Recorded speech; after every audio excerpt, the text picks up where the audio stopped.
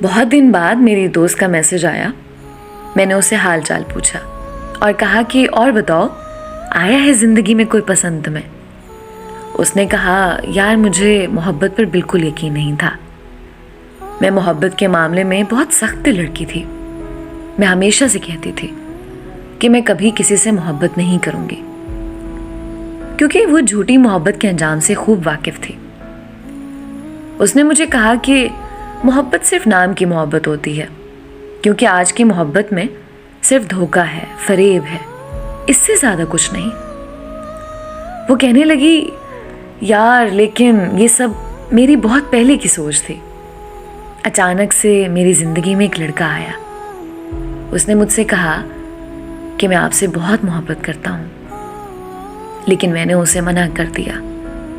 मैंने उस लड़के से कहा, मुझे यकीन नहीं मोहब्बत पर।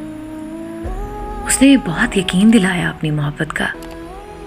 मेरे सामने गिड़गिड़ा कर रोया। उसने कहा, मैंने अल्लाह से आपको तहज्जुद की दुआओं में मांगा है। ये सुनकर पता नहीं मुझे वहाँ क्या हुआ, और मैंने उसे हाँ कर दी।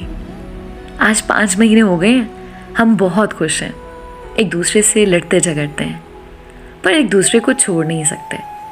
हत्ता कि एक दिन उसने अपने अम्मी अबू को भी बता दिया हमारे रिश्ते के बारे में, और इस बात की वजह से मेरा उस पर और उसकी मोहब्बत पर यकीन और भी ज़्यादा बढ़ गया। मैंने उस दिन जान लिया था कि सब लड़के एक जैसे नहीं होते।